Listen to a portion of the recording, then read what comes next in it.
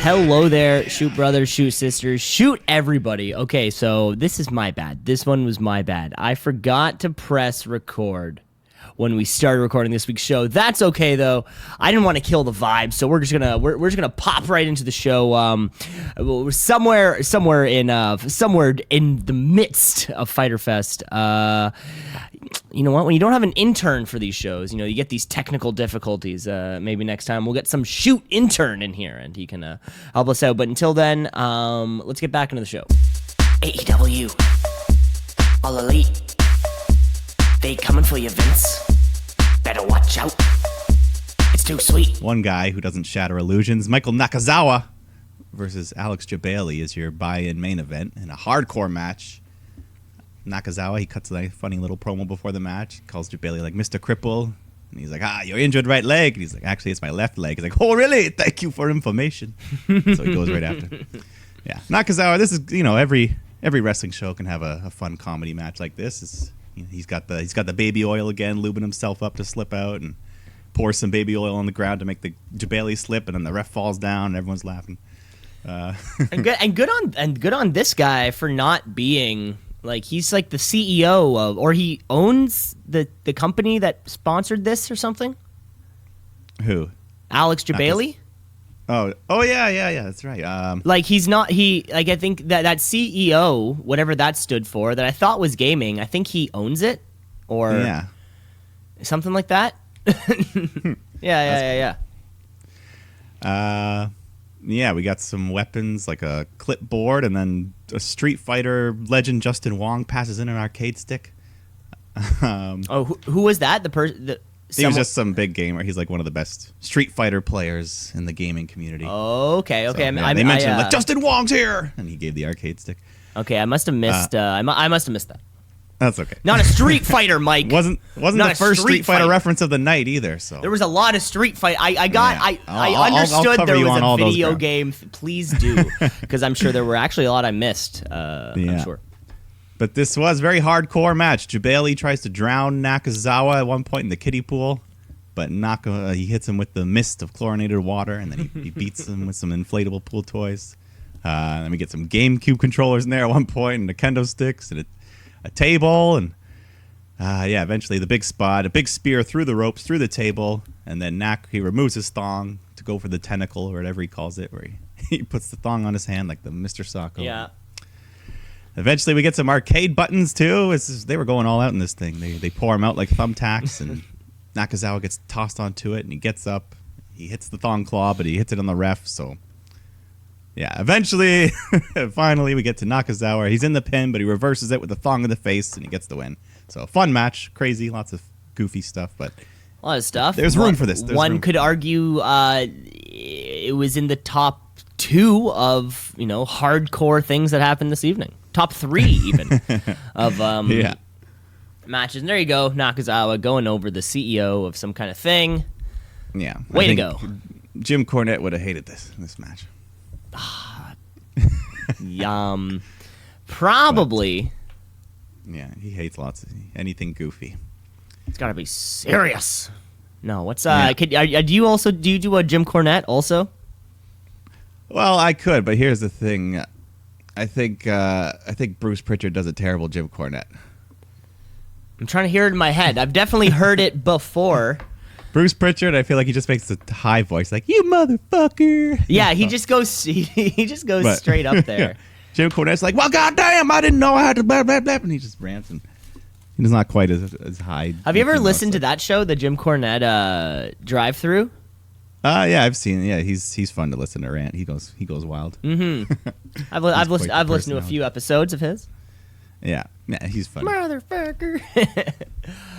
Yeah. Time to start the show, Mike. The main show. The main show, not only the shoot show, but the Fyter Fest show. Yeah, it's still free. Whether you didn't have to buy in because the whole show was free, I guess, right? On whatever Bleacher Report Live. Yeah. Did they go? Was there anything at the beginning? Or did they just start right off the first match? I think they had a little bit of a cut of like a Fyter Fest. They had the the opening Yeah, package. the models were out there, and then they Yeah, had to that's replace a couple of the models because they couldn't Yeah. afford it. with mannequins, and they had the They the did tent. they did some funny little things.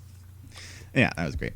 So Christopher Daniels versus Shima. This was the opening match here. Yeah, I remember it was a fine match. Shima kicked out of the Angel's wings at one point. Yeah, I don't remember much from this one. Yeah, and then be he hit honest. the Meteora for the win. That's pretty much all. Nothing too crazy, but the crowd was still into it. Quick little opening match. Nothing wrong with that. These are two dudes who are they gonna fight again at their next thing? I think Shima's facing, who is it, Omega or something at Fight for the Fall? I Ooh, forget who. fun. He's facing someone big. I remember Shima. So. Fun. I guess that's why he got the win here. But yeah, let's move on to some women's action. Some women's action. Triple threat. We got Rijo versus Nyla Rose versus Yuka Sakazaki. Yeah, they were all pretty good. I like Sakazaki. She's always happy, and her and Rijo working together to take down the larger Nyla Rose. And yeah, it was okay. Some of the women's strikes here looked a little bit soft, but nothing too terrible. They're still good. Yeah, so yeah, there was a couple little mistakes thrown in there, but Yeah. I like those Rijo Sakazaki. Yeah. It's fun, Yeah, high spots, near falls. Yeah, there was the big one of them did a splash on Nyla. She caught her, then the other one, and then she caught, so she had both of them. And the crowd popped big. That was pretty cool. I popped. Yeah, so by the end of it, the crowd was really into this. Eventually, Nyla, she goes for her beast bomb on Rijo, but she reverses it into a pin and gets the 3 count. So yeah, good match afterwards. Nyla's a sore loser. She attacks Rijo and Yuka, but Yuka saves her, but Rijo just shoves her away after. It makes Yuka Sakazaki sad. For A lot of words, she's man. Trying to be nice. A lot of words going down. But yeah, so there you go. Rijo wins. Rijo with the win. Yeah. Let's see what happens next with this women's division. Yeah. They got some. I know you're gonna. Mike. I know you're gonna be on the horn for that. You're gonna yeah. be on the quick. You love the women's division. Yes, I support them, and I'm like the Fit Finley. You're the Fit Finley of this podcast, in that you support and you'll let it happen. Yes. You'll give Nia Jax that push out the Royal Rumble doors. All right. Next On match. to this fatal 4-way action here. Fatal 4-way match. We had Hangman Page, Jungle Boy, Jimmy Havoc, and MJF. Yeah, my man. MJF, he cuts a nice promo before the match, ripping into the crowd. He's probably my favorite heel in the company. He's got to be one of the top heels out there. Yeah.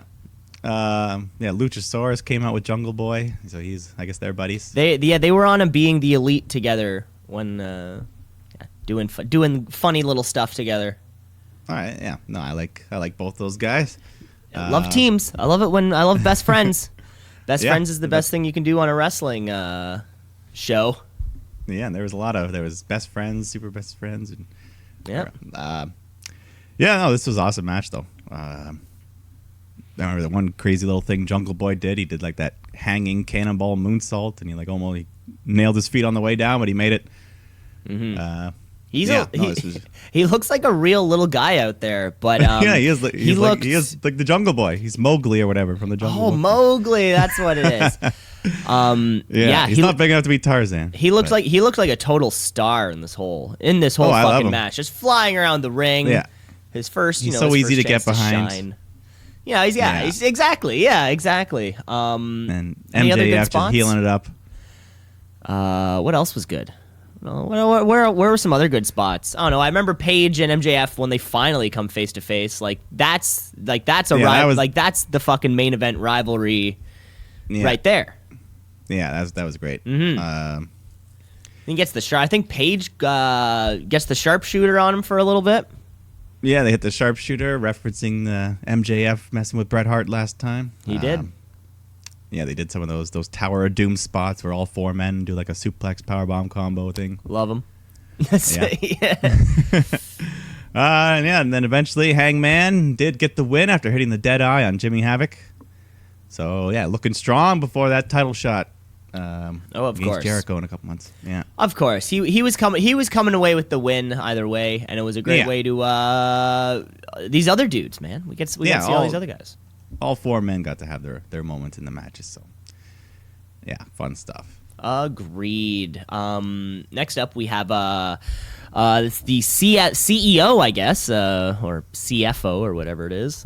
Cody Rhodes against Darby Allin, the blonde, half face painted guy. Yeah, it was kind of. He has nothing. Similar. What does he have tattooed on his? Dustin had. What does he have tattooed on his chest? It's like nothing to lose or something. It's. I didn't quite catch it all, but yeah. No, this was another good back and forth. For those folks at home who don't know who Darby Allin is, picture like a slightly toned down version of the kids in the Jesus of Suburbia music video.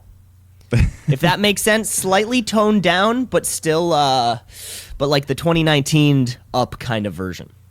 Yeah. There you go. Well, I mean, I'm doing folks at home. I mean, not everybody watches Fyter Fest. You know what I'm saying? Yeah. Well, you got to do it for them. This was a good match, though. This was a fantastic match, Mike. This had This just had the spots that I wanted. Yeah, both men got to look good here. Cody hit a big reverse suplex off the top rope. And then, at one point, Darby goes for like a big senton off the top rope, and Cody moves, and he just nails his back right on the corner. That was wild. It was like, what's the move there? The plan was just to land, land on him. My spine is gonna just holy shit! Yeah. Wow. Yeah, that was a big moment there. That was fun. That was JR fun. was like, God damn! He's seen 50 years of pain. Darby Allin brings in a body bag, though. I guess like he came down to the ring with one, ready to put him in it. I guess, and backfires, of course. And I think Cody Rhodes ends up shoving him in there and does something to him. He hits him. It's like a disaster kick. That's what it is. Yeah, and then he pulls him out, hits the crossroads, but just as he's about to go for the pin, the 20-minute time limit is reached. So, ladies and gentlemen, we have your first draw, and I'm fine with it. That's time limits are fun. You don't use it too often. So, but it's a time limits. Do they do that in WWE explicitly? Unless it's like an Extreme Rules type thing. It used to be pretty much the standard, and then over time they just like, let's get rid of time limits. Let's just have the match. They did the same thing at All In. No. What was the last one they had? Double or Nothing.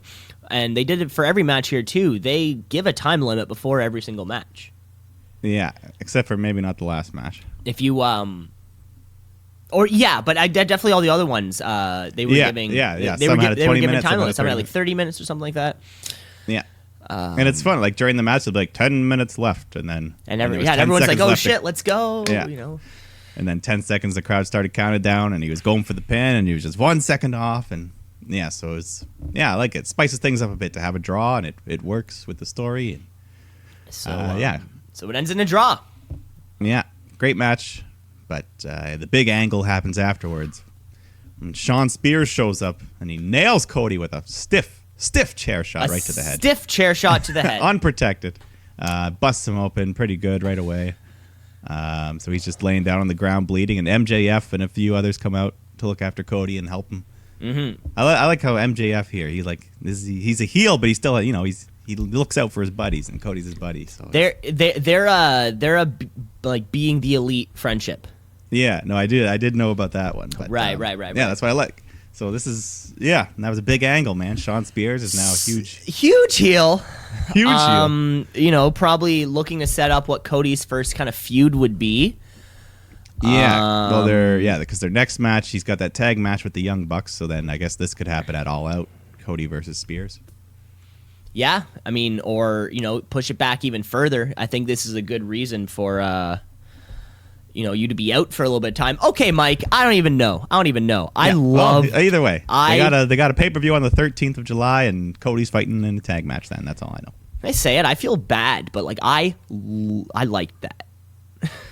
Yeah, I mean, Okay. You know what? You know what? no, it's fun. You know what? I mean, it's dangerous, but it's fun. It's dangerous, but it's fun. And they confirm no concussion. He just had 12 staples. That's so it'll heal. You know, of course, I did see reports afterwards that it was a tricked chair. I don't know. Yeah, I don't know how obviously- deeply you went in. I don't know how deeply you saw.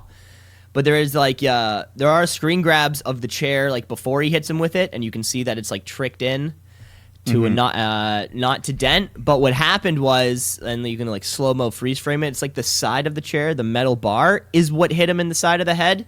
It was like if they were, it was just like a timing thing, you know. Like Yeah. he was hit in the right spot in the head, but then that little thing just clipped. kind of nicked him, which Yeah. ended up like 12 stitches and just a fucking puddle of blood. Yeah, not quite as bad as Not Dustin, quite as but bad still. as Dustin, but this was But in he's still one the shot.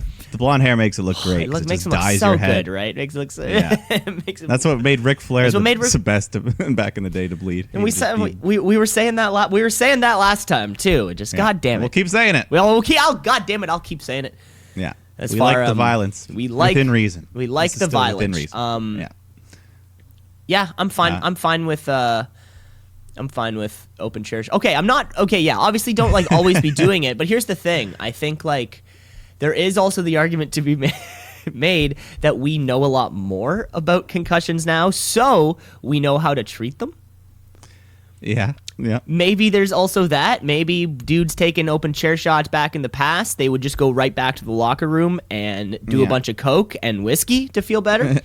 And then take another one later in the night. And then take another one later in the night. I bet Cody, hasn't been, maybe living that same kind of life. I don't know. Maybe Cody Rhodes lives that kind of lifestyle, and we just don't even talk about it, right? Maybe he's just doing blow all the time. I don't think so. I think he's. I don't think so. No, I think he's a good family man. I think a lot of these guys are probably pretty clean cut. But yeah, way to go, Cody. You should be out of action for a little bit. And Sean Spears, they're coming for you. You're big heat. Big heat, the elite. Next up, Oh, the elite. is the elite. We have this six-man tag, Lucha Bros and Laredo Kid against the Young Bucks and Kenny Omega. Of course, earlier on in the show, we found out that their ring gear has gone missing. Kenny's like, "I got you guys, don't worry," and the Young Bucks have no faith in this young man. This was perfect. In this young man. So I think Lucha Bros maybe came out first or something. But Mike, you want to take this one? Yeah. So we hear the arcade music of Street Fighter. Like this was not a cover. This was not a ripoff. This was the music. So I don't know if they licensed it or they just don't, or if it's easy to get. I don't know. But so they had the full on music. Matt and Nick are dressed up as Ken and Ryu. And then some weird guy shows up and does the Batista taunt, and then the lights go out. And Kenny Omega shows up as Akuma, because that's Akuma's thing. He just shows up, and the guy's beat up, and he had the red hair, and he had the symbol painted on his back. So that was all. Okay, I didn't get the first part when he just showed up there, but I get it now. Yeah, that's like Akuma's finishing move. He just he shows up, and so Akuma, Ryu, and Ken. And then before the match, they even got Justin Roberts to announce round 1, fight. That was pretty fun. I like that. Yeah, so they were all in on these references, and I'm in too. I'm gonna say, do you think this CEO Gaming? Do you think they own Street Fighter in some kind of way, or have that ability license or something? They might work with Capcom or something that. Oh, okay. Like they don't own it, but maybe they're like, hey, do you mind if we just play your song? It's a fun little Capcom. tribute. Okay, I get you. Yeah. I get you. Yeah. Either way, this was fun. Oh, this was. And then we had a match. I completely forgot about the match. Yeah, we had. We know what these guys are going to do together. Yeah, we've seen them in various forms against each other the last few months, but it's one of those groups that you'll never get sick of them. Just lots of high flying, fast paced action. Penta and Omega had a good stare down at one point, kind of calling back to their all in match, which was one of my favorites from last year. Super kick party had to break out at one point, of course. Everyone's getting super kicked. They always do. They always do. Yeah. A bunch of Snapdragons. I think we had a stare down, which had the triple super kick. Yeah. And then lots of the I always forget the phrase. Veto frera. No fear. No fear. Whatever no fear is, but I like that. Yeah. I like that the crowd is so hot for both. Everybody. For both teams, which is sick. Yeah. You know, like the same dude, like you're cheering no fear, and then you're also going like, you know, woo woo. Or whatever people do when the Elite shows up. My favorite part was the Elite get super kicked and then like bounce off the ropes and answer back with a massive Hadouken. Oh yeah, Everybody loved that Hadouken. Spot. That was pretty funny. That was awesome, and then they're all just posing it, and then I think JR was so loud. He was like, "Oh, what the hell?" Yeah. I think Excalibur's having to keep explaining to him what's he's like, happening. "Well, you see, JR in the video game, the characters would do this move." At one point, he was like, "Oh, I figured that." He's like, "Oh, yeah." And then what happens? I think we get like a Meltzer driver on the floor. There was one crazy. I forget who exactly did it, but like one guy was bouncing on the ropes and he jumped up and then he hit like a Spanish fly off the ropes onto the floor, and it's crazy. Just I think that's what it was. Yeah. I think it was Phoenix. Phoenix gets him with the Spanish fly, and then Omega with that Tiger driver. V-Trigger, One Winged Angel for the 3. Yeah, Laredo Kid eats the pinfall, but he still looked good here in his everybody debut. looked great in here. And oh yeah, everyone looks good. Damn good match. And the One Winged Angel continues to be the most dangerous finishing maneuver in the game right now. I don't think anyone's ever kicked out of the end of days. So. No. I'm just No. Oh my God. Matters. Don't do that to me, Mike. I had to think for a second. No. What about the women's right? Is anyone kicked out of the women's right? I don't know. But I think in terms of amount of time, I think in terms of amount of times. Yeah, there've been so many One-Winged Angels. Very high up there. Let's get to this main event. We need to get to this main event now. Woo! Well, the show ended here, remember? What? The show ended, and like, no, the show is officially over now. This next match is unsanctioned. Oh, I didn't catch that. Did someone like? Yeah, they went to Justin Roberts announced that on the microphone before the match.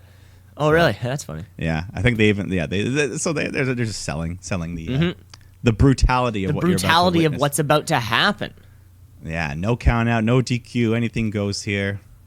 Moxley versus Janela. They fight into the crowd early on, and a fan in the front row gives Janela his prosthetic leg. So he uses that to hit Moxley, and it actually cuts him open a bit near the eye. No, it's pretty cool.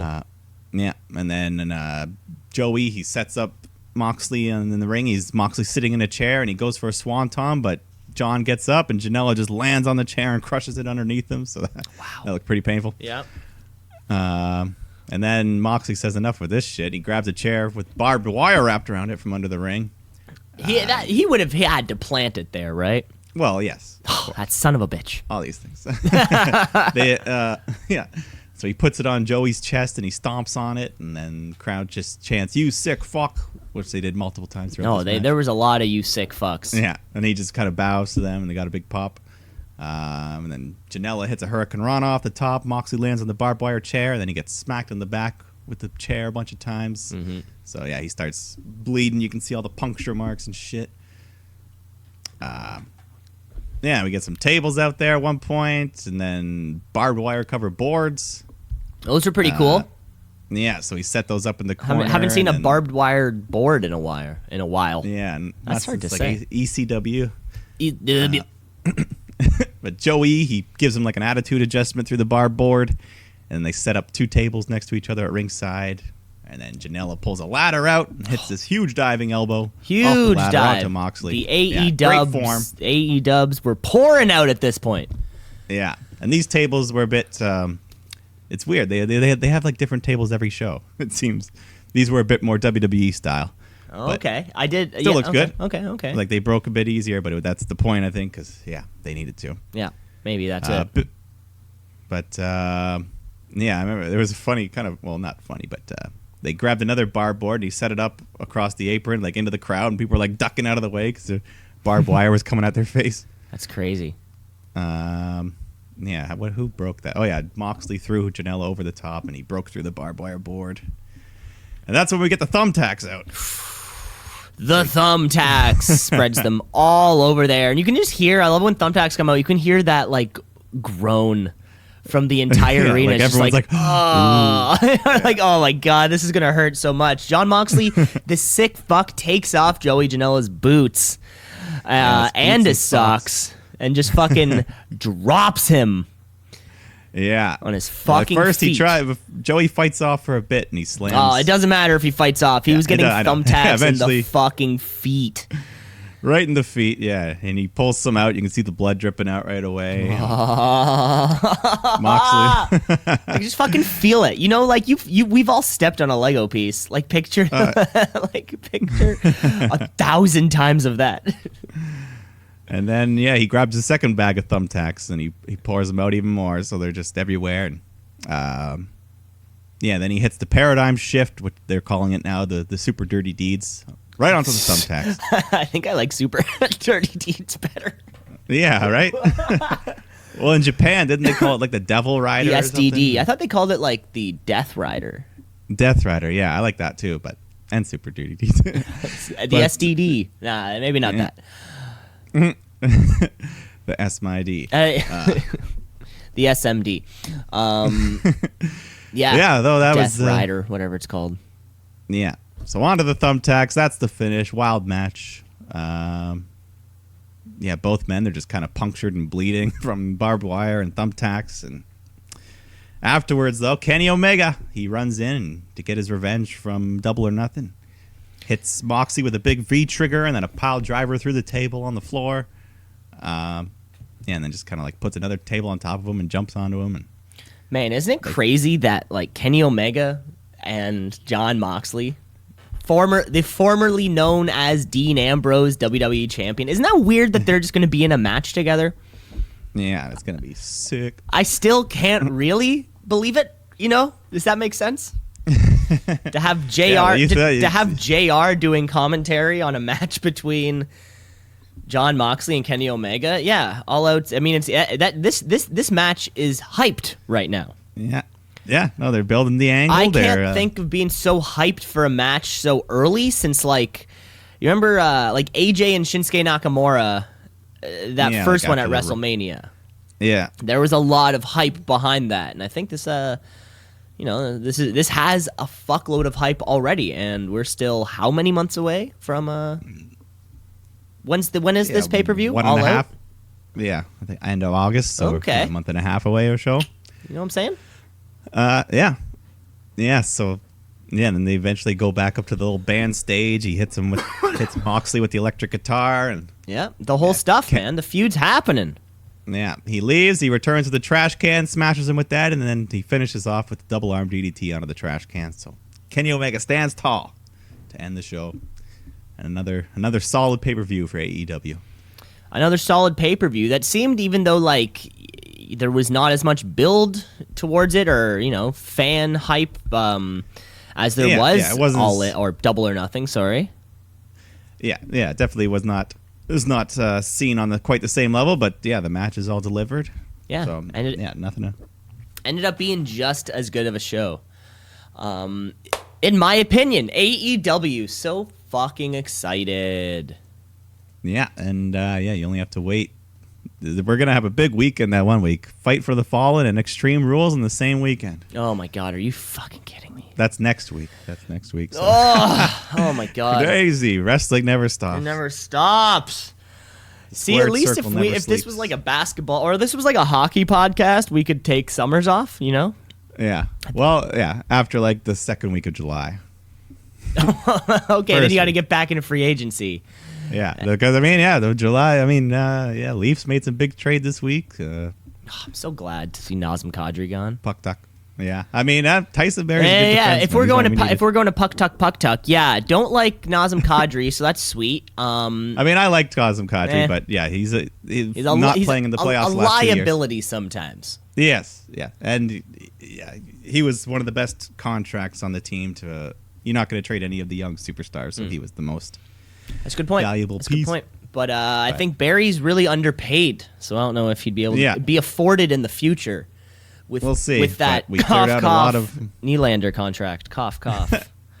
I think that one will be fine. Oh my God, Mike! I can't cleared believe out a lot of room. That you're a believer. You're a knee-lever. I know what you're going Belinder. Fuck. I'll get there. But not a believer, because I'm also a believer, but you're like a Nylander-efer. Yeah, you're a believer in Nylander, and that's what's gonna hold you back, Michael. Hold me It's back. gonna hold you back. I'm not paying his salary. Doesn't cost me any money. If you could pay, how? Never mind. You don't even want to know what I was thinking, folks. Folks, we just got through AEW. We just got through Fyter Fest. I'm hungover as hell. It's time to get into this week of professional wrestling. We usually just start off with our normal, everybody's favorite tweet of the week. It's the tweet of the week. It's the tweet of the week. Favorite because there's something at stake. You know, there's always what's the word I'm looking for here? It's a title belt. Yes, we have the tweet of the week champion, and we have the wrestler of the week championship on our show. You know, we should have two prestigious titles. Mike, we should have started the like a fucking Excel sheet of our wrestlers of the week, so we could actually, you know, at the end of 2.5 years, it's like, hey, you gave, you know, this person wrestler of the week like 7 times or something. I don't know. Yeah. The fans, if you guys want to go back and start that, you know, the Excel spreadsheet so we can figure that one out. But I've got tweet of the week here on lock. Last week, Will Ospreay was clapping back at Baron Corbin over some of this, over some of this drama. Yeah, right. Corbin, even though he's feuding with Rollins, he was coming to his defense online. He was coming to his defense online. But this week's tweet of the week has to go to Seth Rollins. You know what? Honestly, he played the bigger man, and this is what got me. He said, after a few days to sit on it, I'd like to apologize to Will Ospreay for the tweet I sent his way about comparing bank accounts. It was dumb of me and not in line with my values. The moment I pressed the send button, I knew it was trash, but I'm too stubborn for my own good. You know what? I love Seth Rollins. And to see him clapping at some young dude in the indies, I thought that was a dick move. And for him to apologize, it puts Seth Rollins back in that same kind of book for me, you know? Yeah, classy move. Classy move. You know, at SummerSlam, I want to scream, burn it down. But yeah. I don't want to do it if I think the dude's a prick. Does that make sense? At SummerSlam, I want to chant Becky's boyfriend. Are they doing that now? No, I'm starting it. Oh, you're. Well, we better get some pretty good seats so we can be around. You know, a lot of people get ourselves on the on the audio feed pickup. Oh yeah. We'll be. We will be, baby. Okay. So Seth Rollins is your tweet of the week champ. Seth Rollins, you know, it's his first championship victory on this podcast. There you go. Burn it down. Burn it down. So stoked for SummerSlam. That is the tweet of the week. I think it's time we move over to Raw, as we normally do. Yeah, let's get into it here. Let's get into it. It's Monday Night Raw, live from somewhere on Canada Day, which was not, I don't think it was acknowledged at all. Yeah, they weren't in Canada, so they're like, fuck it, who cares? Yeah, but you think Renee Young, I don't know, she's there. Yeah. We open up, the show opens up, though, just straight into match. Yeah, which I like for a change, you know, just get right into it. Get into it, right? The crowd's going to start hot, and it's not always happens. You kick off with like a 7-10 minute opening segment promo. Yeah. You've cooled off by then. You know, let's get in hot. So this is a Falls Count Anywhere match. We got Braun Strowman and Bobby Lashley, dudes who I think are seeing each other at Extreme Rules also. So it's going to be fun. Falls Count Anywhere. Yeah, they couldn't settle it after arm wrestle. An arm wrestle and a tug of war. So the next logical step, I thought would have been like bench press competition or something, like another dumb macho thing, you know, that Vince would be like, you know, you should just bench press. Yeah. Show off those pecs. But no, they remembered the wrestlers, so they they fight here. They go outside the ring. They start fighting into the crowd, up onto the stage, and then we get the big spot of the night where Strowman comes running at Lashley, tackles him through the video screen. They go right through it. Pyro starts going off everywhere. The lights go out and shit. And sparks are flying like this is the Power Rangers. Yeah. I thought they might have overdone it a little bit with the pyro, but I thought it still looked pretty cool. Are sparks are considered pyro? I guess. Well, there was like. Yeah, I know, but that's just like, it looked like a little sparkle. Anyways, no, but okay. I get you. Yeah. I count this as pyro. And then the camera just sat on him for fucking 6 minutes. And Graves, I actually thought the camera angle was kind of cool. Like it made it look. I liked the one where it started and like the dude's camera was on the floor. Did you see that one? And he picked it up. You don't see him do it, obviously. You just see the camera get picked up and fucking run towards the thing. I don't know if I caught that. Yeah, I like that one. That way, I mean, it may have been an accident, but it also, for me, gave it that feeling of like, oh shit, get all the cameras there right now. And some guy's like, yeah. And then they had Corey Graves even slipped. He said, "Holy shit!" uncensored. So okay, this is what I've been wondering, because I have heard that like Raw is on a 30-second delay. Yeah. Oh, they could have censored it if they wanted to. So they chose not to. Yeah. That's sick. Because they've had swears slip in before that they've silenced and. Yeah, exactly. Yeah, so this could be them. Yeah, their way of pushing the envelope. Are you allowed to say shit on a show that's on like 8 p.m.? I don't even mean from like a WWE point of view. I just mean like I think you can get I think you should be allowed to say shit. Because like I feel like 8 maybe one. I feel like 8 p.m. is like the time that 2.5 Men is going to be on. And in 2.5 Men, they never swear or say something like sexually explicit, but they do like say things like bazungas.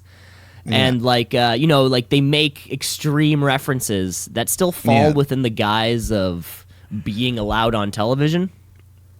Yeah. Oh no. Well, I think either way, these guys were fucked, and they get taken away on a stretcher after a long silent kind of period where it was like, no guys, you guys are watching. What the fuck's going down right now? Yeah. One part I thought was funny when all the guys came in with fire extinguishers and they were just like kind of casually spraying, and they just as these dead bodies are twitching and they're like gingerly like like, oh well, we're done.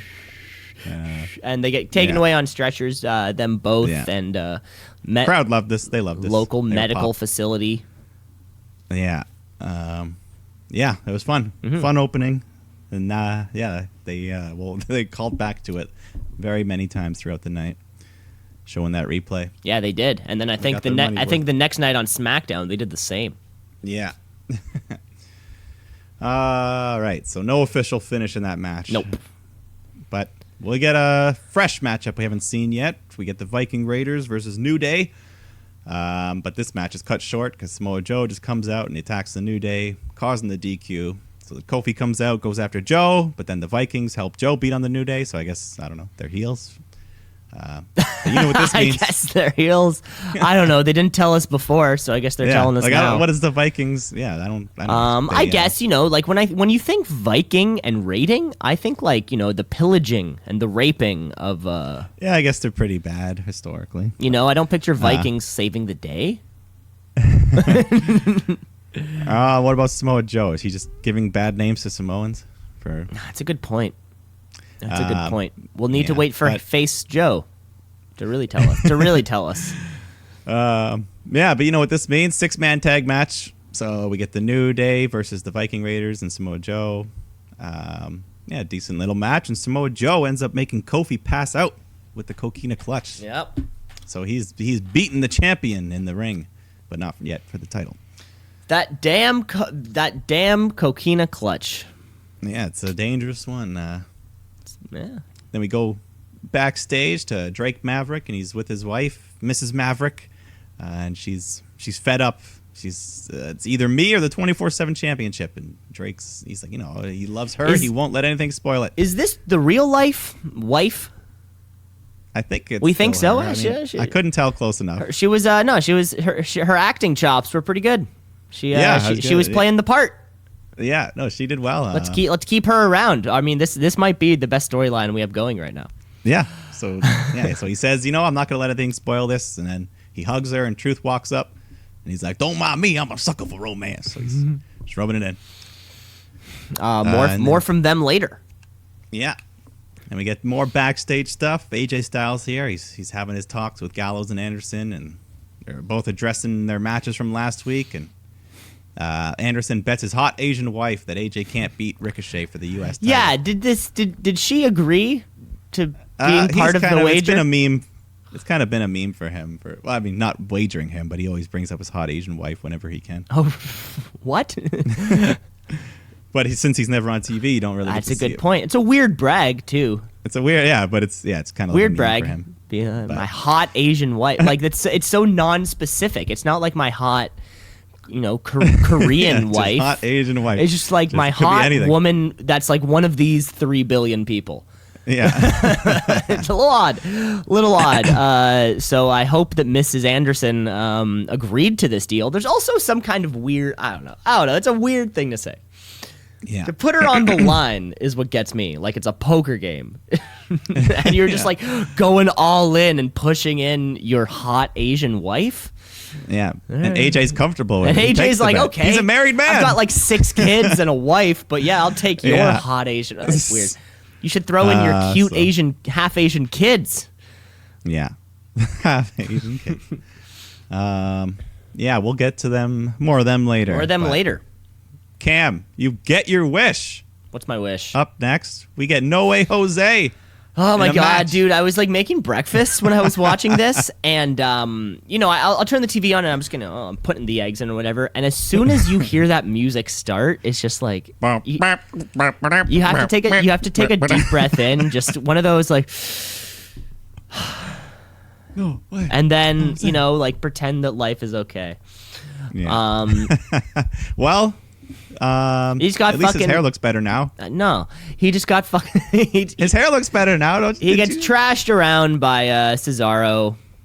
Yeah, he doesn't even get to fight a match. I think R-Truth comes out in the conga line. He goes over to Drake and his wife, who are sitting in the front row watching, and Truth grabs his wife's hand, starts dancing with her. That was fun. And he just lays down on the barricade, mocking him. And then his wife, Drake, gets up and he's like looking at Truth like he wants to pin him, and his wife just stares at him like, "Oh no, you don't, motherfucker." You don't want to pin him. She was great acting, like you said. Man, I think like the best performer on Raw this week may have been Drake Maverick's wife. Dead ass. She might have been the best. But all this commotion causes the gaggle to come running out, and they chase R-Truth. I'm just waiting. I'm waiting for Michael Cole to say it. I would love if Michael... Then we know he's a listener. If he said... but it would just have to be gaggle of superstars. He's not going to say gaggle of he would not say jobbers. jobbers. No, definitely not. But if he said the gaggle or Corey Graves or something. So they chase Truth off, and Cesaro's all pissed that they're fucking around during his time, and so he just takes it on Jose and beats him outside the ring, hits a neutralizer on the floor, so the match never officially starts. So sorry, Jose, you didn't actually get a match. Yeah, there was a lot happening here, but, poor Cesaro. Poor Cesaro. Yeah. That's all I'm saying. Well, he still gets to look strong, though, with that neutralizer. No. Going over on No Way Jose is not, like, making you look strong. It's just making you look like you're competent. And we all know that Cesaro is competent. We don't need to see him going over on No Way Jose. Well, maybe that's why he did it, because he said the match never gets a start. I'm better than this. So he just beat him up. That's a good point. See? The match doesn't start. There we go. We got a little surprise after this with backstage Charlie. The NXT tag champs are here. Street Profits. The Street Profits. So how come they're allowed to show up on Raw, but the Viking Raiders had to forfeit the title? Well, that being said, they just showed up, to pop their face in there, which is fun. Yeah. They cut a little promo. They got the cup there. They take a little sip, get that flavor, whatever they call it. I don't know what they call it. They start singing "We Want the Smoke," and Charlie starts dancing. Charlie can't help it. She starts dancing with them. It's funny though. We want the smoke. I wonder, in that kind of audience difference between WWE and NXT, "Want the Smoke" is something that we, people of our age, hear and know what's going on. We get the red party cups. We know we know everything that's kind of happening. But I still always think about that. I'm just thinking about the kids, Mike. I'm just thinking about the kids. I do think about those 9-year-olds who are like, "Daddy, what does 'We Want the Smoke' mean?" Or like, Yeah, well. or like, or like daddy, like why are they always carrying red cups? I don't know why I say daddy. It could be mommy, or you could just call them dad or mom. I'm not saying you have to be, you have to, call them, or maybe you have two moms or two dads. Maybe it's a my two dads situation. Well, like Michael Jackson says, fuck the kids. He said that in that documentary. I missed the documentary. I believe so. I might be paraphrasing, but I think it was something like that. Yeah, let's get more NXT people showing up, right? Or even just to say hello. Yeah, this was fun. Nothing. Why not? Nobody loses by having you come up and just say hello. Exactly. And this takes away possible screen time from Baron Corbin. Oh, thank God. Thank fucking God. Yeah. Next up. Yeah, there was a quick interview with Miz, and this was something that they did all throughout the night, where before they get to their segments, like, I just want to, say sorry for Bobby and Braun, and we're wishing them a good recovery. the Miz is just so walking serious. around, and he's like, I'm thinking about like Bobby. We've had men flipped in ambulances before, and trucks thrown, and people didn't get all serious, but this... For some reason, I don't know. Yeah. Weird. But then Shane and Drew, the Mac twins, come out. There it goes. Yeah. They cut their little promo on Roman and Taker. Same shit from them. They start ordering the Undertaker to come out, and the lights flicker a bit. We hear some thunder, and then 2 lightning bolts. Oh, that's pretty cool. Crashing down, and they cause another little poof, little pyro to go off, and then we get the dong. The big dong of the Undertaker. We know what that means. Means he's got to slowly make his way out because the weight of that big dong is slows him down getting to the ring. Yeah, definitely. Yeah, you got to let that dong stretch out before you can make your way down to the ring. And Shane and Drew, they leave the ring. The presence of the dong frightened. is too much, the dong is too much for them to handle. Hopefully they can handle it at Extreme Rules because they're gonna have to handle that dong.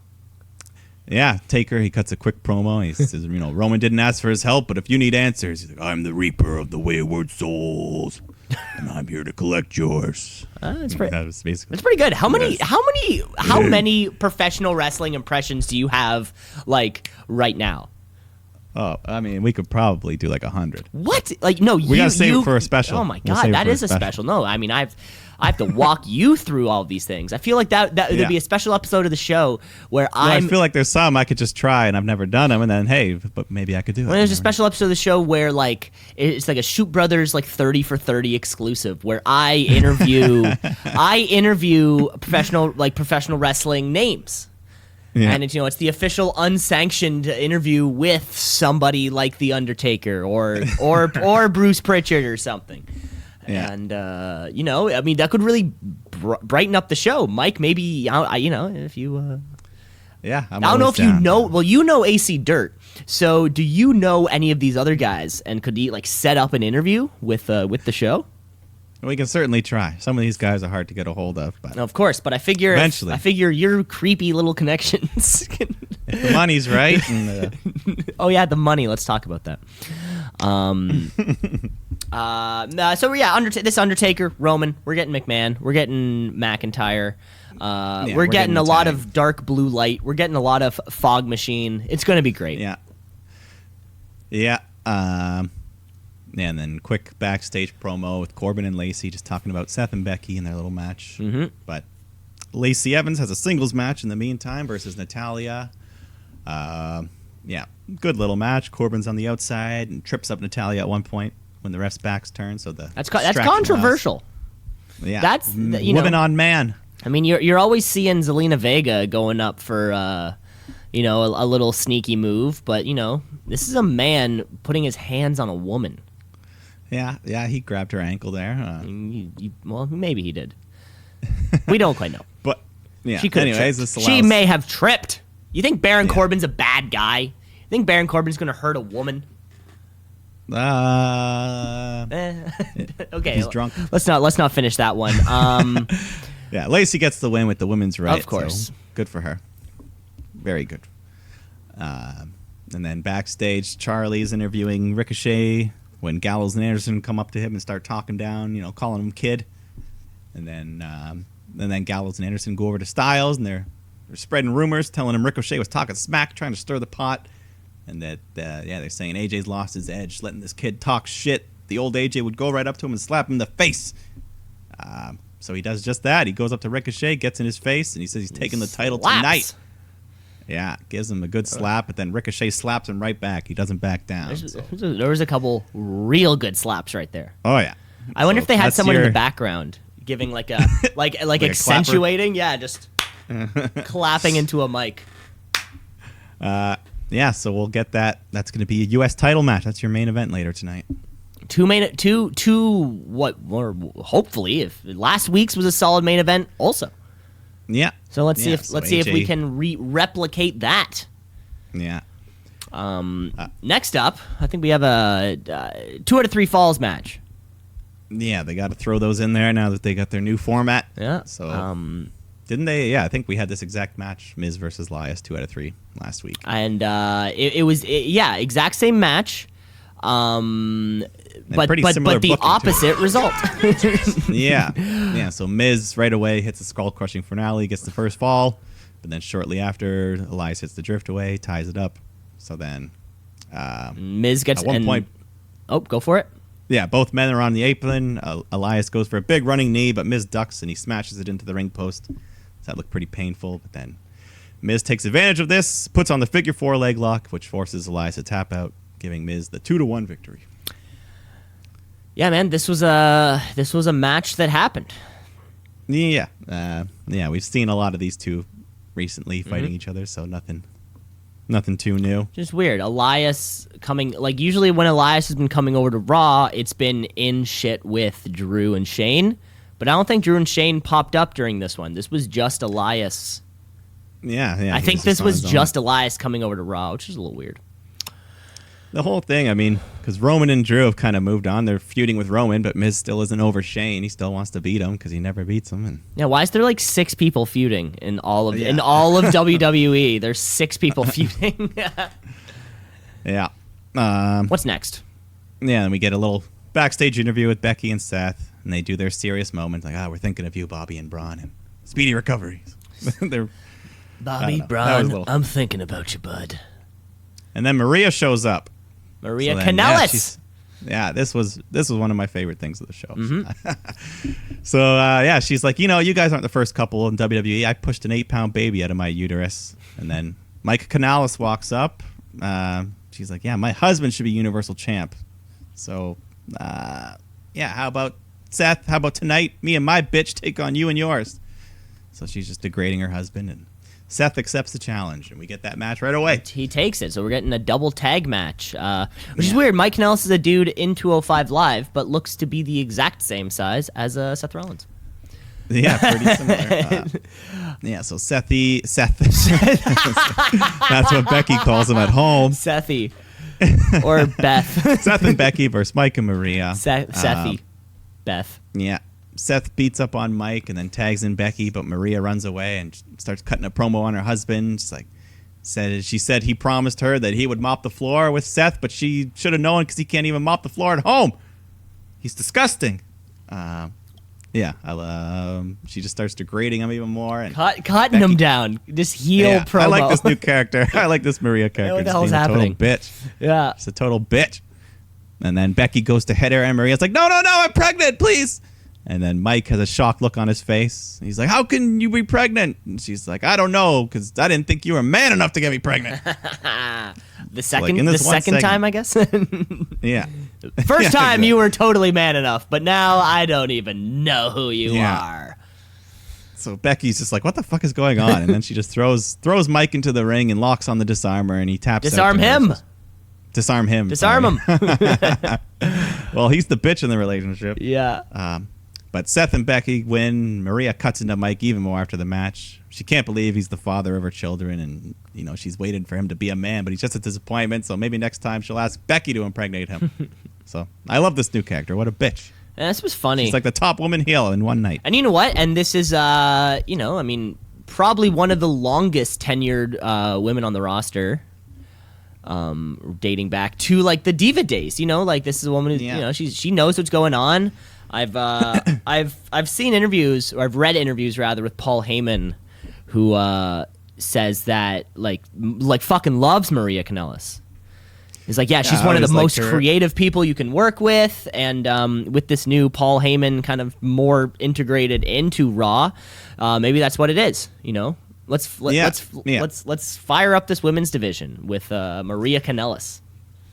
Yeah, well, apparently the pregnancy is real, so she won't be wrestling. Well, you can still. Oh, I guess you can't do anything. But it did. I do like the way she worked. Okay, who's next? Alicia Fox. Who's next in line? No, but keep Maria on TV though. I want to see her just cutting in, and being a bitch. Sure, why not? I mean, I think a lot of expecting mothers will work, for the first 6-7 months of their pregnancy. You know, I mean, as long as you just don't take any bumps. Yeah, I'm not no saying she has bumps. to take any super kicks to the face like she did from like that. Have you seen that one time she gets with the Bucks and the AJ club, or the Bullet Club? Oh my God! Like I think she takes like a triple super. She takes kick a off triple the apron. super kick off the apron, and it's just the whole. Yeah, and you could. They didn't really pull back on those kicks either. She's like we said, she's a strong competitor. Yeah. No, Maria. I like Maria. So. Some people might not have liked this, but I did. Oh yeah, I was fine with it. I mean, hell, see, and that's the thing. I'm always going to be okay with it happening as long as there's a follow up. Yeah, it's when you do something and don't do anything like after that. That's when I get confused. Yeah, like it's a bit of a burial for Mike Canales, but I think Maria's more valuable as a character anyway. So. And who knows? And I guess as long as she's around, he's around. As long as he's around, she's around. I mean, they signed contracts. So I feel like they're like paid, a 2-for-1 deal. Yeah. And then Paul Heyman, the new executive of Raw, whatever it is, he shows up backstage, but he's still the advocate. He talks about Brock and the contract, and then the Street Profits walked up. They're all hyped up that Lesnar might be like, "Oh, Lesnar's here!" And they just start messing with Heyman a little bit, so he just leaves and he's annoyed. Yeah, that was fun. Yeah. Time for Mona Bliss, though. Yes, Mona Bliss. This week's guest was, I think, Nikki Cross. Yes, her best friend, Nikki Cross. And she puts her over for beating Bayley and earning her another title shot. And yeah, she's just so thankful for Alexa's guidance, and none of this would be possible without her. She was the first one to welcome her with open arms, and yeah, just take her under her wing. And then Carmella comes out to interrupt. Every episode of Moment of Bliss has to have has to be interrupted somehow. So Mella's just like, "Hey Alexa, why are you getting the title match when Nikki's the one who got the big win?" And yeah, makes a good point. It's a good point though. Yeah, so you're just using her. French is supposed to go both ways. What have you given Nikki? Then Alexa's like, "You're pathetic. You're trying to break us up. All you are now is true sidekick. Sidekick." And then Carmella's like, "Yeah, I'll show you a sidekick when I kick you upside your head." So some great writing on this promo. Some great writing, and then there's the match. Yeah. So we got Alexa versus Carmella. Alexa goes at Carmella, but she gets rolled up for the 3 count very quickly. So Mella gets the win, but Nikki wants to avenge the thing. So she's Nikki Cross versus Carmella. Nikki does much better. She ends up getting the win with her swinging neckbreaker. So Nikki's hot streak continues. Nikki's hot streak continues. Maybe this should have happened next week. I guess they're doing this because of the commercial breaks. Was this between the commercial break? I bet. Probably, yeah. The first match ended. Yeah. That's the thing, and that's what's a bummer, right? Like we could have ended the Alexa Bliss thing right after that match with Carmella, and then given this time slot to something else instead of having like that. Yeah, instead of having it continue. Yeah, you know what I'm saying? It's tough sometimes. Yeah, I guess they just wanted to continue that. Like Alexa lost, but Nikki won again, and I don't know. Yeah. Either way, it's almost main event time. Yeah, but quick, we gotta go backstage to Drake and his wife. They're walking, and wife. I'm just gonna call her wife. She goes away for a second, and then the gaggle comes running by, and they pass him, and then Truth pops out from his hiding spot. And then Drake's like, don't worry, I just want to go on my honeymoon. So if Truth goes to walk away, Drake picks up his luggage bag and nails him from behind, and then he calls the ref over and pins him to win the title. And then his wife shows up, and they run off together. So he's got the belt, and he's got his honeymoon. Congratulations, Drake. Maverick. So Drake Maverick. The story continues. These two will carry this division. This is Sounds its like own probably division now. The gaggle it's of like the jobber division. The second most prestigious title on their own. Oh my god, dude! If maybe the third most if prestigious. they bring in a 24/7 women's title, I'm just no, because the women can win this one. Soon enough, it's gonna happen. You know, Carmelo's gonna win this thing. Or Drake Maverick's wife is gonna pin him. Yeah. And then take that title belt and run away with it. She was in it for the belt all along. Here, you heard and it. Then you Maria's heard it here, gonna run up. You heard it here. You heard it here. 7 months from now, Maria's gonna run up and put her belly on the champion, and then the unborn baby is going to win. Folks, I may have been wrong. And you can't. I may have been wrong about Dean Ambrose, but I was pretty close on the wedding thing, so I think I'm doubling that down. Double or nothing, baby. All right. Next 24/7 champion will be Drake Maverick's wife. I'd say that's a fair prediction. A hot take. Yeah, no, it's good. Let's go. Good. Let's go. Spicy P. Spicy P, baby. Let's get to some spicy action, though. Main event. Yeah. We have AJ Styles, Ricochet for the U.S. Championship. I think last week it was a non-title match. It's a title match this week. Yeah. So as to be expected, just another awesome match from these two. Early on in the match, Styles hit a phenomenal forearm, and the referee counts to 3 and rings the bell. But Ricochet's foot was clearly under the rope. So Styles was celebrating with the title, and then another ref comes out to explain things to the official in the ring. So they restart the match. Now the club's out here. So I didn't know that was a rule. So I learned that. That was pretty cool. Yeah.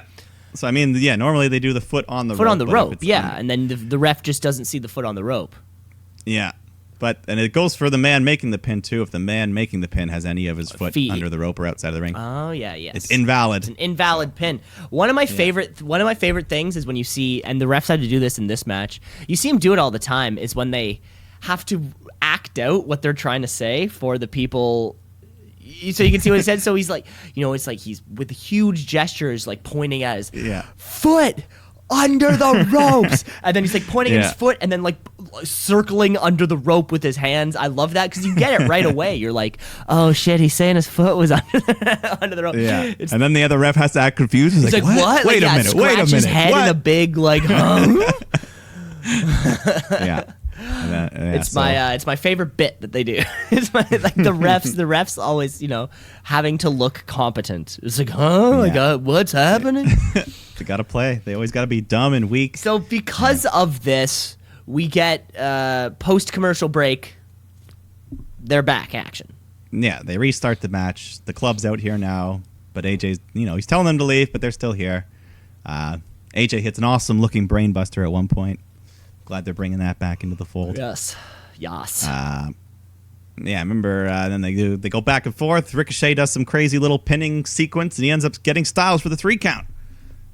And then after, so AJ's kind of shook, but he's a man. He shakes Ricochet's hand, and the club's just watching from outside the ring. And then you knew it was going to happen eventually. AJ ends up clocking Ricochet, beats the crap out of him, and then he calls in Gallows and Anderson. They all just beat him down together. And then they set Ricochet up for a Styles clash off the second rope, and that was pretty sick. So the heel turn is officially all the way turned for AJ. With that, we created a lead heel stable. Come on. So the club is back. In like 1 week of show, from like the hot Asian wife bit to an AJ bar turn, like we have better heels than Shane and Drew, who have been working on this for a fucking month. Or this Baron Corbin constant heel, what the hell are you doing thing. Stables are great. Factions are great. And we already have, like, a best one.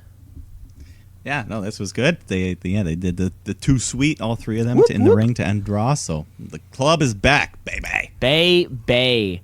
You know what? And Ricochet looks great. Ricochet looks great in that process, right? Exactly. Like, this is the perfect sympathetic baby face.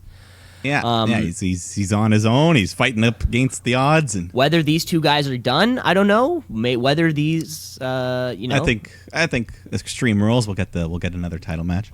Maybe, yeah, exactly. But I think the door is wide open for this feud, and we're talking. We didn't see the Raw Tag Champ. We haven't seen Raw belts in a fucking hot minute.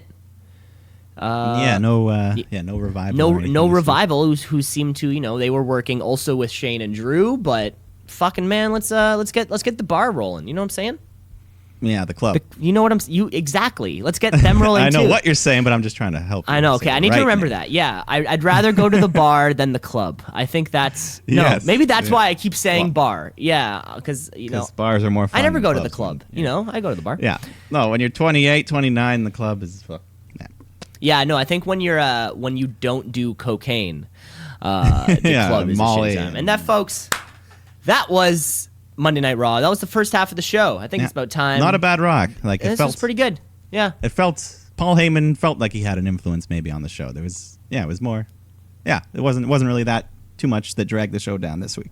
No, nothing that really was, except for there was those couple matches that they kind of split into two these days. But I think they need to figure out. I don't think they need to. I think it's okay for some matches to have commercials now and then. They don't have to be as strict as they're being right now, but they'll iron out a bit. Yeah, they'll figure it out as they go. Yeah. And that's the first half of the show, folks. I think it's time that we take a quick little break. Yeah, let's take a little break, and then we'll come on back for some trivia. Oh, some trivia, some SmackDown, some wrestlers of the week. We got you. See you in a bit. Let's shoot, yeah, let's shoot, yeah, let's shoot, brother, yeah, let's shoot, yeah, let's shoot, yeah, let's shoot, brother, yeah. Let's go, and we back. We back. Right. We back to the part 2, the French fries to the Big Mac, which is the Shoot Brothers podcast. Yes. Kawhi Watch update. Oh shit! There is no update. Fuck off! Update. Don't say that. That's what they've been doing all day on these fucking sport channels and shit. God, don't.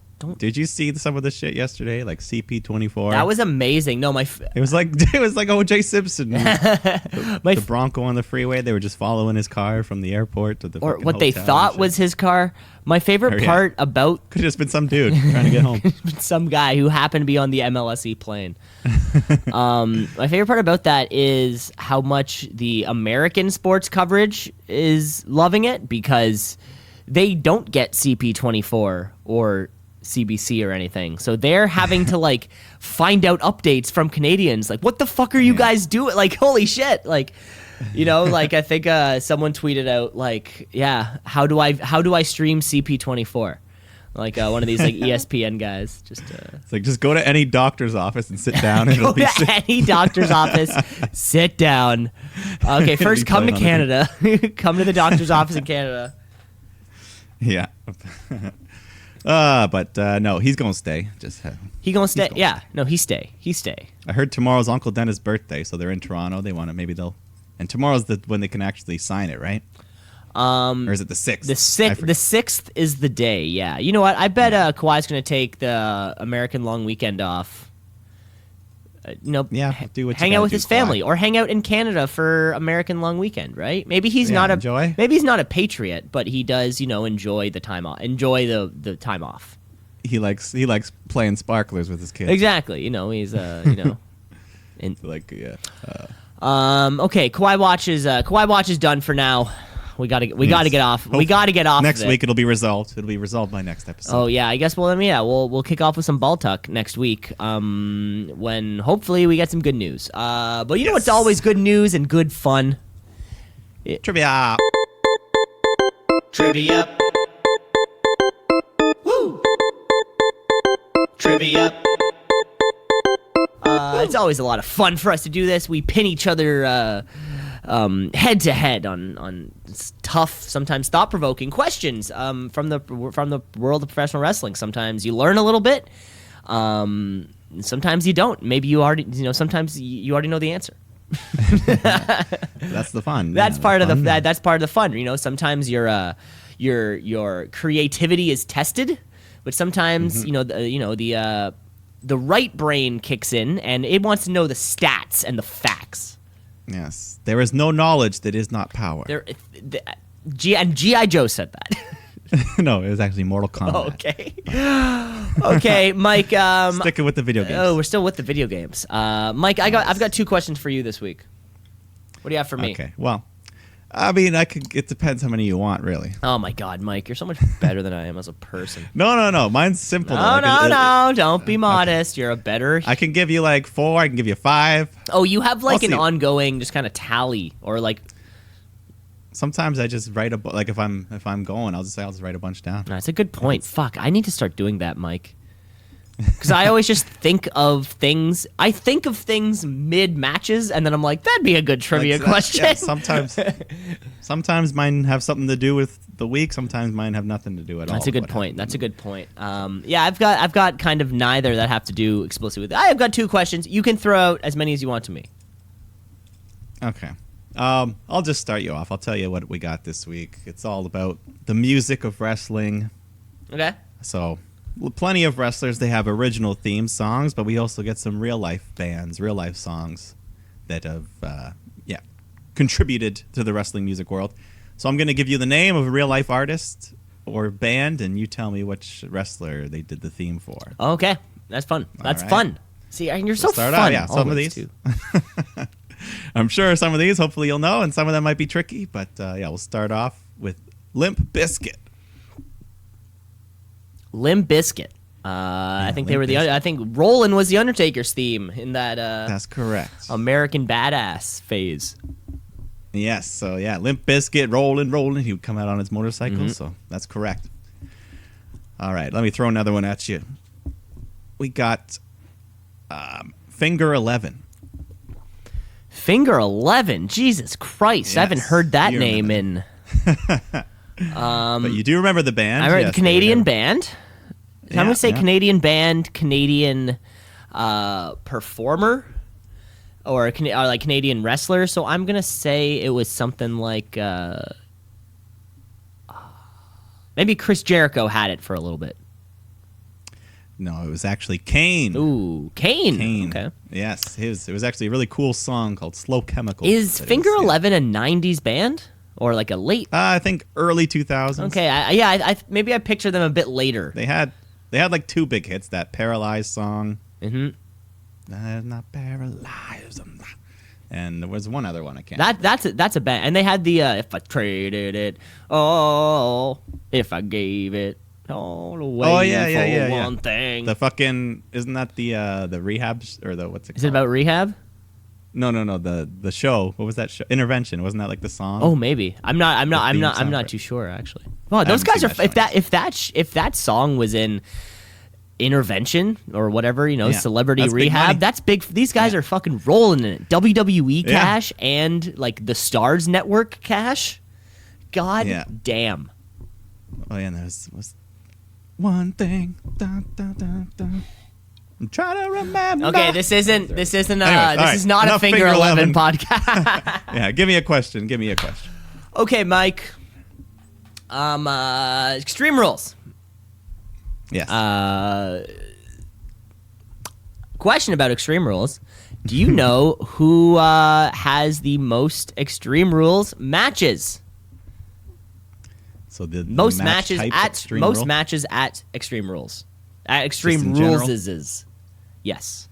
Okay. So not explicitly the match type Extreme Rules, just on the pay-per-view. Just on the pay-per-view, that's correct. Okay. I'll just go with someone like John Cena. John Cena, baby, and Randy Orton both have 10 of. This is the upcoming will be the 11th. Those two guys have wrestled in every single Extreme Rules pay-per-view. So I think Cena's streak is going to break, but there's a chance for the Rand Man. The Rand Man is always lurking in the shadows. Yeah. I don't think he's got a... I don't think he's lurking. I think he's vaping.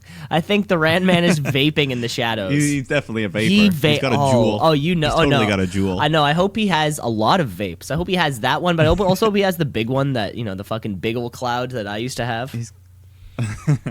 He's got a whole room at home. I He's hope got so. It's like the hookahs vape room. His kids aren't allowed in it or something. Yeah.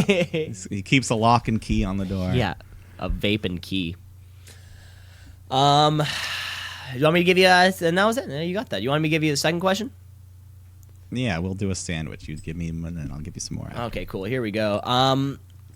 Okay, this is a guess 'em game. So this WWE wrestler has the highest win percentage of pay-per-views from every single wrestling promotion.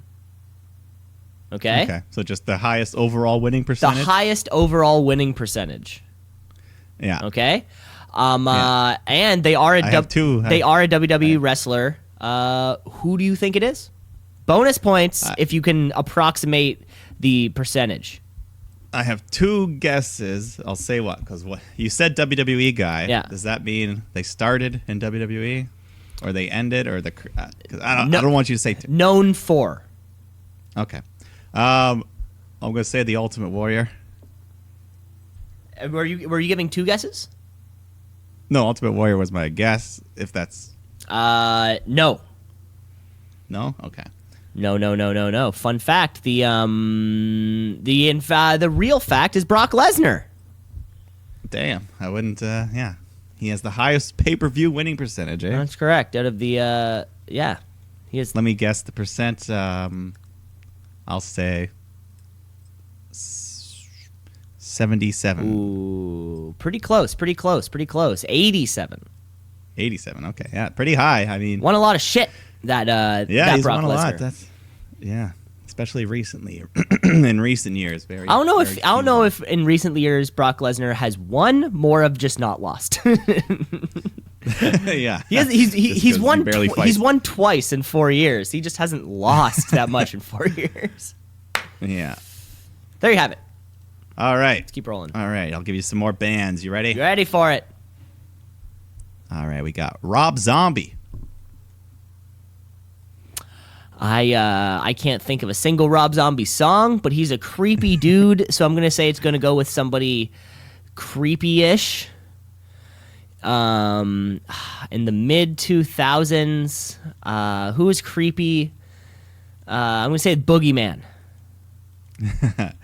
No, it was actually Edge. Ooh. Surprise. He didn't use it for too long. Okay. But the song Never Gonna Stop by Rob Never Zombie. gonna stop. Yeah. Never gonna stop. Never gonna stop. Do you actually know it? Because you're pretty close. Am I actually pretty close? It actually is pretty close. Yeah, all right. I can give you one more. I'll give you one more. I got more, but I can save them. Let's go for it. Whatever you want. I know you're always coming in hot with all of the with everything. So your discretion. All right. How about Jimi Hendrix? Ooh. I can't think of anything. TBH. I'll give you a hint for it was a WCW during those NWO days. Was it Jimmy? I'm gonna say it was Hulk Hogan, Hollywood Hulk Hogan. It was And, Hollywood Hulk and was Hogan. it Jimi Hendrix playing the national fucking anthem or something? No, it was Voodoo Child. Oh, But okay. Hulk Hogan would come out with the belt and he would strum the guitar. He was the OG guitar. Just like Kyle strummer. O'Reilly. Yeah. Did Hulk Yeah. steal that from Kyle O'Reilly? Yes, he went back in time and he spray painted that belt. Yeah, I've seen that. I've definitely seen that before. Yeah. Yeah.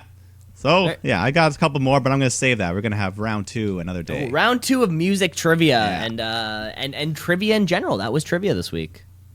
Yeah, That's the trivia this week. It's time that we let's get to the second half of our show. The itty gritty, the blue brand.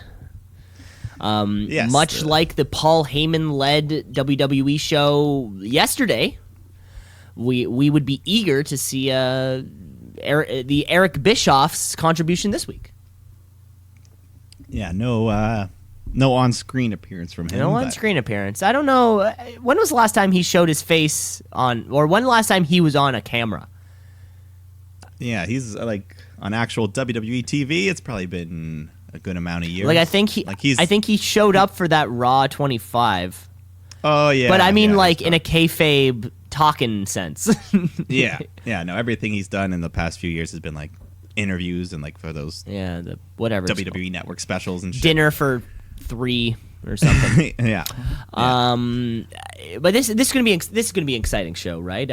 Samoa Joe made Kofi Kingston pass out just last week. What's gonna happen?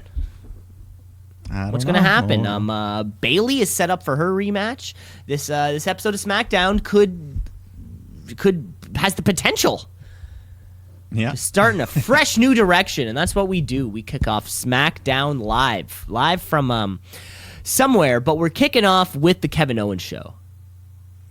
Kevin Owens is wearing pants and shoes, for those listening at home, which is a clear indicator that he's not going to be doing anything. You know, in that way that you can always tell, because Drew comes down in his normal Drew attire, and you're thinking to yourself something could break out, but you see Kevin Owens, he's wearing pants. You're like, okay, we're fine. Yeah. So they got Shane and Drew. They're the guests. They come out. They go over all the stuff with the Undertaker, and Shane announces that the tag match at Extreme Rules will now be no holds barred. Kevin Owens is playing this fun bit with the cue cards the whole time. When he gets like halfway through a word, or like he would be getting halfway through a sentence and then have to flip the card over. But it wasn't halfway through a sentence, it would be halfway through a word. It's like, so Shane McMahon, you have a match next week at Extreme Rules against the Undertaker. Or playing like that, you know, Kevin Owens is always going to make me laugh. That gets a thumbs up. Yeah, Shane was getting frustrated. He was getting frustrated. You could see a little. He was turning his tomato self. Yeah, that tomato's been in the sun too long, folks. We gotta. Tomato's been in the sun too long. And then of course Dolph Ziggler's got to come out. He's got a nice tan. He knows just the right amount of sun. Just the right amount of sun. KO chops him down. Just no. You can't. Yeah, it's like, come on, get over it. You were almost 8 years ago. Now you're not. Just shut up. The crowd loved that. It was funny. So this is Owens turning face again, it seems. But he's got the beard of a heel. See, you never know with Kevin Owens. See, that's the thing. But he's being funny again. Funny, so, you know. And Sami Zayn wasn't. Where was Sami Zayn this week? He was nowhere. Yeah. Roman didn't show up all week either. That's true. Weird, eh? Charlotte's been missing for a month. Didn't see the Iconics. Yes. Anyway. Okay. We should end off. We keep going. I think one of the segments we can do at the end of the show is just a quick list of who. Yeah. Where are they now? Where we we should have the streak. Yeah. The week. It's like we have not seen Zack Ryder in 7 weeks. Yeah, we have to go to like Buddy Murphy's Instagram and be like, hey, he was last seen in Palm Beach on June 17th. If anybody's seen him since, please contact True Brothers Podcast. We're very concerned. Next up, we have. Yeah. Anyway, you know what's happening. So, Shane makes a match for tonight. Ziggler and Owens versus Heavy Machinery. Winner gets tag title shot. Or they get added to the tag title match at Extreme Rules. That would make it a triple threat. So, starting with seeing Shane McMahon's face is far from a fresh opening, but Owens is always fun. And him and Ziggler, are two great, Kevin Owens and Ziggler's, they're great dudes on the mic and in the ring. So it's, it's fun to see. It's good. Yeah. It doesn't make a lot of sense, but it works. We do go straight into, or we have a backstage where something happens, but we're going to be getting Daniel Bryan, Big E. Yeah. Yes. Yeah. Good. Good TV match here, back and forth. Eventually, Rowan interferes behind the ref's back, so Xavier goes after him, and during this commotion, Bryan's able to hit the running knee, and he gets the pin. And then quick backstage trouble from Truth, just saying he wants his baby back. I think that was all we got for the 24/7 title on SmackDown. I believe so. We didn't. That was it. That was it. That was it for that. That was it for that little thing. Yeah. But then we roll on to our favorite storyline. Alexa's backstage with Nikki. Top two at least. I gotta say. Yeah. Top. Yeah. Well, yeah. I can't think of what the other one would be. But she wants Nikki to host the Moment of Bliss here, and she's a little nervous and reluctant, but Bliss believes in her, so she's gonna, she's a baby bird. She's gonna kick her out of the nest. She's gonna fly. Mm-hmm. So yeah, Nikki believes in herself now, thanks to the little pep talk. That segment is right now. Nikki comes out on stage and she takes a moment to thank Alexa, and she says she loves her. Well, she has to make a comment, I think they're in Texas, and she has to make a comment on, so I have an accent. Oh, yeah. I'm gonna try to speak slowly. Yeah, to be the best host. To be the crowd was actually like, yay! They clap for her. Yeah, why not? Because Thank a you. moment of bliss is always going to end up in a weird way. So we're getting ready for the weird way. I think Bailey is the guest on this week's show. And it's the same shit we've been hearing. Like why you don't believe Alexa Bliss, yo. Yeah, I've known her longer. To be fair, Alexa hasn't done anything wrong yet. Then they've been saying it for like 2 months. That's the thing, right? We've had everyone saying like, "Yo, she's bad news." Yeah, well, she's kind of not right now, but that's the thing. See, best friends. So we do get the match though. We do get Cross Bailey. This all ends up in Nikki Cross versus Bailey. But Nikki didn't fare quite as well this week. Bailey gets the win after belly to belly. What a bizarre booking decision. This feels so weird after spending so many weeks. I mean, I think it was Carmella last week or Carmella this week or whomever. No, it was Carmella last week, whatever. And everybody's saying, why did you earn Alexa Bliss this title opportunity, right? Making us believe that Nikki Cross maybe should be the one actually in the title picture. But then Bailey just kind of beats her on a belly to belly. On like a normal kind of, you know what I'm saying? Yeah, feels weird. I guess feels weird. I guess they didn't want Bailey to lose twice in a row. Yeah, when she's the champ. That's a good point. But let's. Nikki Cross should be in this title. Yeah, I mean they could have just not had this match and then then you leave it up in the air and be like, oh, Nikki has beaten Bailey. Can she do it again? But we'll see. We'll see where that happens next week for Nikki Cross. Yeah, we still got we already know the title match at Extreme Rules, so we'll see what happens. And then Kofi Kingston and Samoa Joe come out for a face-to-face interview. They just kind of go back and forth, and Kofi's like, "Hey, what happened to the old Joe who would take on anyone? Now all you do is hide and sneak up on people, and your ass is too big to be playing hide and seek, Joe." And then Joe insults Kofi's family, so Kofi calls him jealous that he'll never have a moment like he did to share with his kids at WrestleMania. Jealous Joe. Jealous Joe, yeah. That's what so Joe's like, shake my hand and I'll guarantee the safety of your loved ones until Extreme Rules. And then Kofi hesitates and just gives him the big middle finger and then hits a Trouble in Paradise. So he will not be intimidated. So are you allowed... more edgy content. So again, Tuesday at 8. Are you allowed to give the middle finger on like 2.5 Men? Because I think I think you're totally. That's your go-to. Well, that's my go-to. Because what else is on at 8 p.m. on a Tuesday? Like, well, I mean, House? I think there are. I'm sure you could do it in like Law and Order. Yeah. So I mean, It's Always Sunny in Philadelphia comes on before 8 p.m. and I think. No, but I think that's like effects is like a different thing. Why? Because they're not like they're not like cable. Yeah. Yeah. I'm just more. I'm just thinking. Yeah, I'm totally down with it. Yeah, let's push that boundary, right? If you can say bazonkers and give somebody a middle finger on 2.5 Men at 8 p.m. Let's do it on our wrestling show. Yeah. Bazonkers all over the place. Let's push the envelope as far as we can. And this Joe is Joe's just so great on the mic that anytime he can build a rivalry in one promo, and he's been doing that his whole career. Yeah. Or at least his whole time in WWE. And he's this will be a fun, fresh matchup. We haven't seen them in singles. We just kind of had the tag matches all over the place, but should be a good title match. Yeah, Joe anybody is a good match. have you noticed that about? Did you ever notice? That every single Joe match is great? And Kofi's having a good title run here, so. And having a good title run. I think next up we get a promo from Mustafa Ali. Did you catch this? It was just more of his talking and.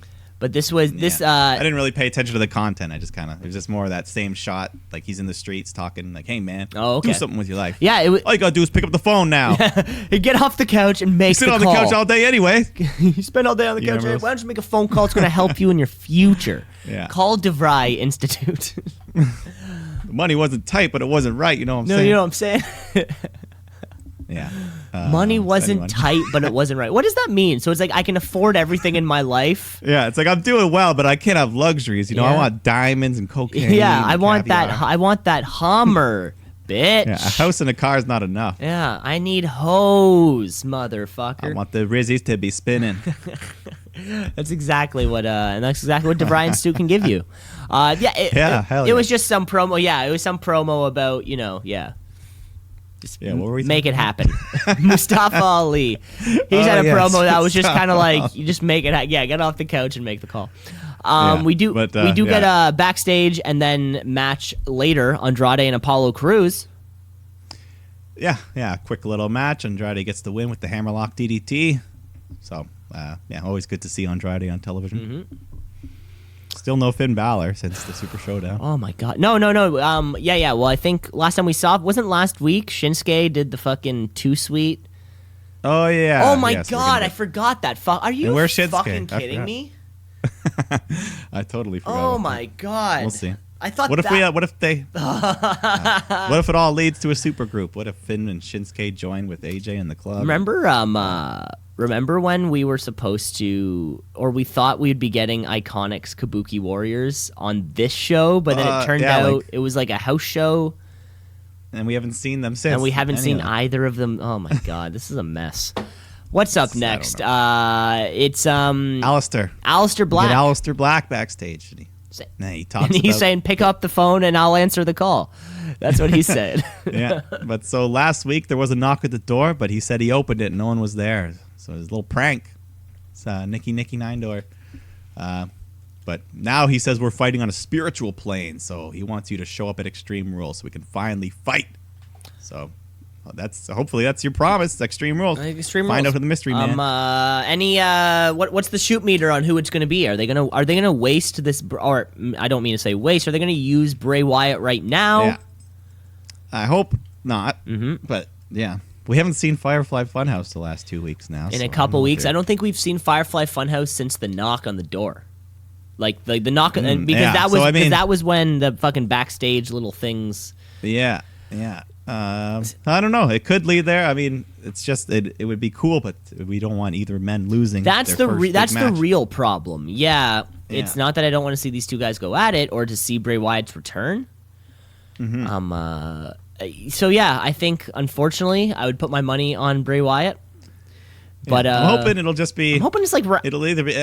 There's 3 ways it'll go. It could either be Bray Wyatt, or it could be a really big disappointment like Mojo Raleigh, or the third option is like a nice surprise, like a call up from NXT or someone you don't like a Pete Dunne or who knows. Or, I don't know, okay. just I'm thinking Ran Man. the Ram Because Man. we haven't seen the Ran Man in a little while, and Yeah, sure, why not? That'd be a good match. and Good match to put Black over. why not? Big win. Because I think whoever it is, Black needs to go over. So maybe we don't want it. We don't want it to be Bray. We don't want it to be fuck Mojo Riley, but yeah, Ran Man. Let's do that'd it. be a bad option just because it's a boring match. Yeah, Mojo. let's do it. Randy Orton. yeah. There's my shoot meter. Randy Orton. That'd be a good match. We'll see what happens after next week and see where the shoot meter lays. It's time to get some women's action. I guess the driving force of this women's division, Mandy Rose, Ember Moon, Yes. Sonya Deville. This kind of thing still going on. The Bullies. They're So Mandy hits her sweet looking C trigger, but Ember kicks out, fights back, and ends up hitting the Eclipse for the win. And yeah, due to the loss, we didn't get a chance to see the intense eye fucking this week because Mandy lost, so Sonya was just concerned for her friend well-being. She wasn't trying to get laid. Okay, Mike. Okay. You did. I saw what you were talking You about. reviewed the footage from last week, yeah. I reviewed the footage.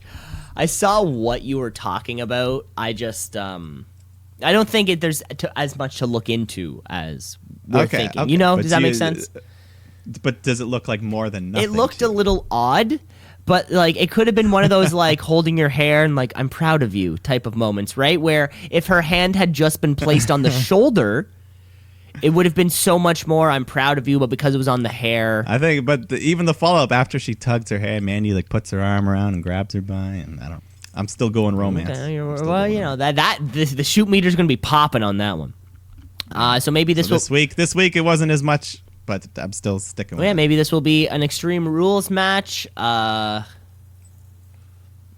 maybe they'll Maybe? they'll throw in a gimmick like a tables match or something. Or so we can see a cool eclipse through a table.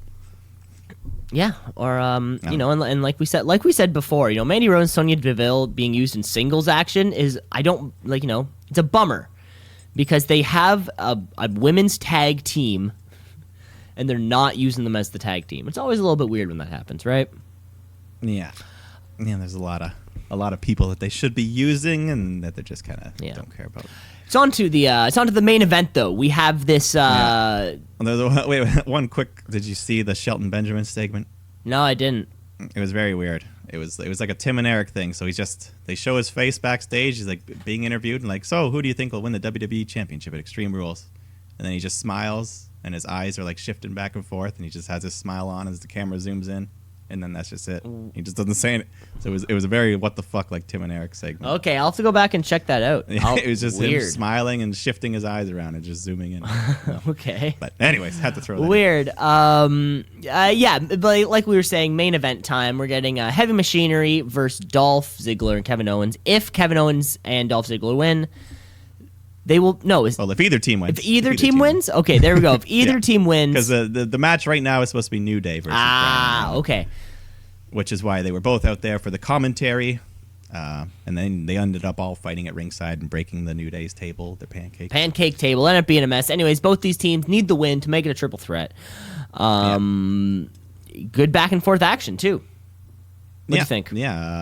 Yeah, Rowan slams Xavier through that New Day announce table. Yeah, they were great on commentary, clapping back at each other. Yeah. Brian's always so hilarious, and New Day's great. One thing I really liked, Even I Rowan. don't think, you know what, I think it happened actually when we saw New Day earlier on in the night.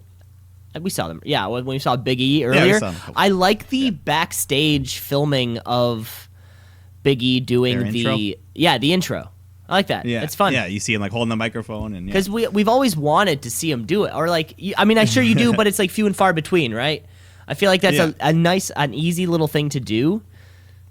You have one extra camera back there in Gorilla and just I don't know. It's cool, like in how every once in a while before a big match, they'll show like the wrestler walking up to the curtain and then to the stage, and then their music hits. Mm-hmm.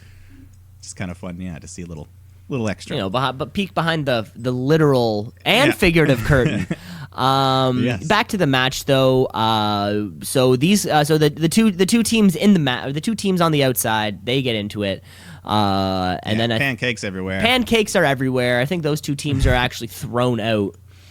And then the match can actually start. Kind of. Yeah. So eventually at one point, Otis ducks a super kick from Ziggler, and he ends up hitting his partner, Owens. So that allows Heavy Machinery to hit the compactor, get the win. So they're getting another chance at those titles. After he gets after the pin, KO, super angry, hits Dolph Ziggler with the stunner. And to end the show, declaring SmackDown is still his. So Heavy Machinery is being added to this tag match at Extreme Rules, triple threat. And Owens is a babyface. And Kevin Owens is a babyface again. Shave that beard, Kevin Owens, because... So what's Sammy going to do now? Sammy's going to... we just wanted them as a team. Didn't they just get it? They just got a win. On the New Day. Yeah, on the pay-per-view. Yeah, whatever that pay-per-view was. And where was Roman? Yeah, Roman. What happened to Roman Reigns? What happened to the ongoing, never-ending push of Roman Reigns? That just kind of stopped. Oddly enough. Even he's like, man, fuck this Shane storyline, man. So weird. That's it though. That is the SmackDown Live show. Yeah, that was your show. That was your show. Yours and mine. Yours and mine, and all of ours. I think we have one more thing. We want to do Wrestler of the Week and then wrap this sniz up. Wrap this baby. We got a Wrestler of the Week. It's the Wrestler of the Week, of the week. Wrestler of the Week, of the week, of the week. The Wrestler of the Week, of the week, of the week. Wrestler of the Week, of the week, of the week. The Wrestler of the Week. We do this every week. Folks at home, you're already making the Excel spreadsheet. You know who we've chosen like the most. But Mike, I'm going to start with you. Mike, do you have a Wrestler of the Week? Yeah, this week I'm going to have to go with Jon Moxley. The Mox Man. The Mox Man cometh. Yeah. AEW debut, very fun main event, some crazy violence there. Yeah, I love the Moxley character. Looking forward to that Omega match. So John Moxley, there you go. John Moxley, Wrestler of the Week, folks. You don't have to stray too far from John Moxley to find my Wrestler of the Week. I got to give it to Kenny Omega this week. His not only is he the guy in the ring, not only is he the most athletic fucking person out there, he's one of the best in these backstage little film and shit they're doing, man. And that's that's really great. Bringing a fun energy to the show for me. It's something new. I'm super into that, and he keeps crushing it in these little things backstage. Yeah, no, he's great at being super serious when he needs to, but then he can have fun and joke around. He's got a great sense of humor there. Yes, I agree. So there you go, Kenny Omega. Not a boy. And Mox, man, we'll see you. Good Canadian and good Cincinnatian. We'll see you at All Out, Mox. Yeah. Well, there you have it, folks. That is the show for the week. For the week, yes, I think that's it. Of course, we're back. We're back Thursdays now. New shoot time, same shoot channel. You can you can subscribe, you give us 5 stars, and leave a comment. I think it something in the algorithms. It's different there, right? So if you comment on it, it prioritizes things differently. So there's your podcast fact of the week. Yeah, next weekend, big weekend in wrestling. We got two pay-per-views, so you want to hear the preview for that. Oh my god. We got 2 pay-per-views. We got 2 pay-per-views, folks. Okay, that's great. Mike, you have a great rest of your day, and you shooters at home, we'll see you next time. Yes, enjoy your Independence Day, America. America, the You free home of the free brave. country. Okay, that's it for us. Okay, bye.